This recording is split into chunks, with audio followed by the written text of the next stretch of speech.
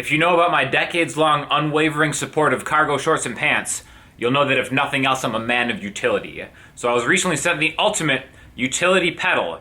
This is the Analog Alien EPi effects pedal interface.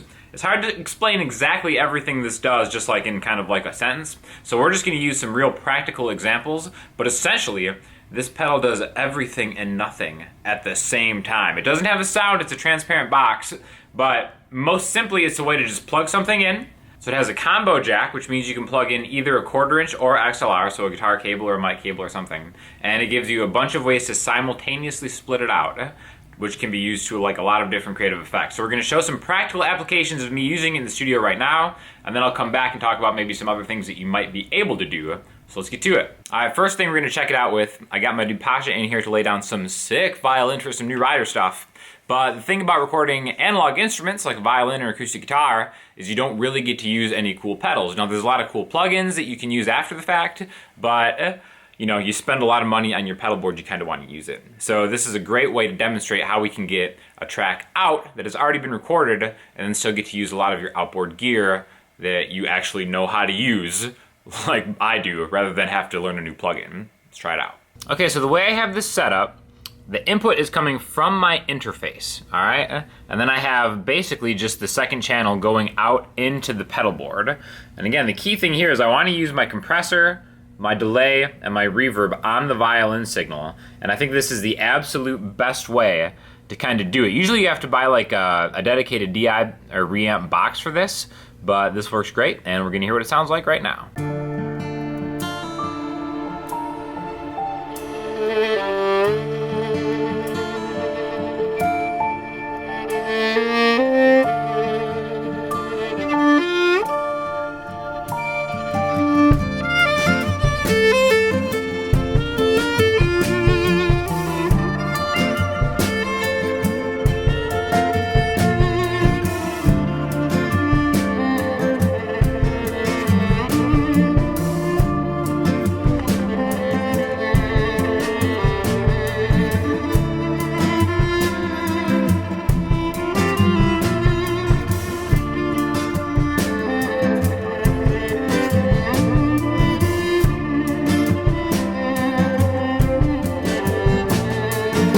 Alright, so let's be real, I think the most useful feature of this is just to use it as a splitter. Now, what that means is you can have one guitar signal coming in, and you can actually go out a multitude of different ways, but I like the fact that you can switch through two outputs or combine them. Now, what I'm going to find the most use out of that is actually using both of my amps.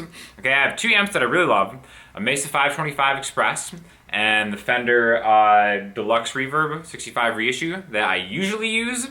Now, the thing that I love about the Mesa is the built-in amp distortion is fantastic. With the Fender, I usually end up using a pedal board or a pedal if I want distortion. I really like the Walrus Iron Horse is the one that I usually use, or the Earthquaker Devices Palisades. Those are probably my top two.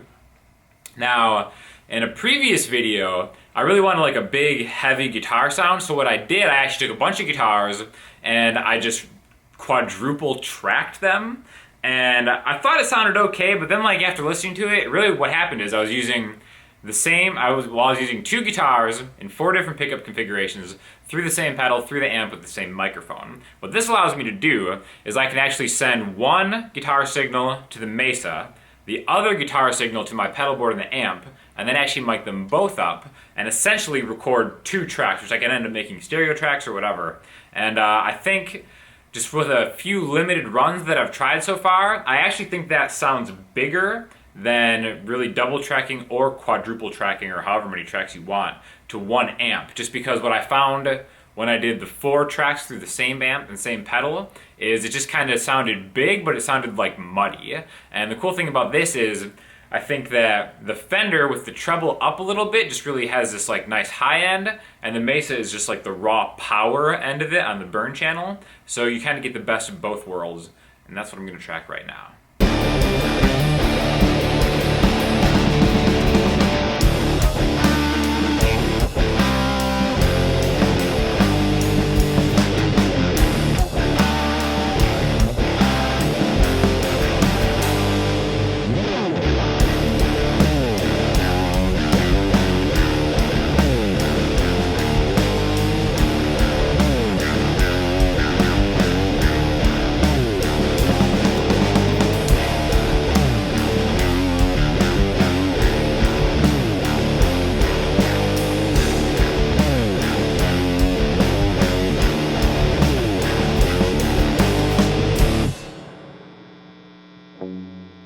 Another thing I love about this pedal, it comes with its own power supply. It's just a regular 9-volt that you can use, but a lot of these high-end pedals don't come with power supplies, and I always appreciate when they do, so thank you. You may think the phrase tasteful vocoder is an oxymoron, but I'm here to prove that it is not. So the cool thing is we have the main vocal tracked already. So the thing about a vocoder is you can usually use it with a microphone to kind of like play something and do it, but to really line it up exactly how it is, I think it's best to take the main vocal, come again out through the interface into the EPi box, and then actually use the output there. I'm sending one of the outs to the microphone input in the vocoder, so I can actually kind of create really subtle harmonies that don't sound like a super 80s vocoder. But what I'm doing is I'm really just taking the original source vocal audio and then turning it into chords that I'm going to have down low in the mix, and it's going to kind of act as harmonies, and again, tastefully mixed will actually sound pretty good. It's going to sound like this.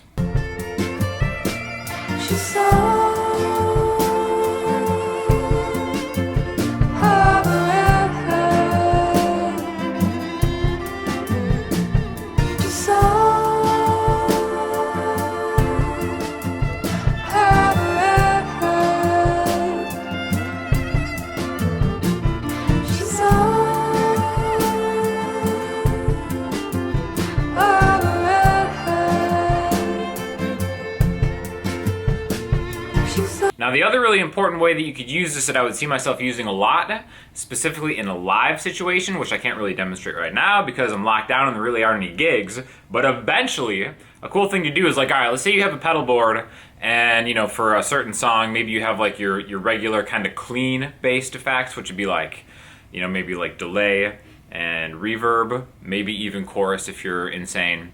And then you have maybe something a little heavier with like your distortions and stuff like that too. Something that's hard to do in the moment is to switch back and forth between two totally different sounds, which again happens a lot in like a live song.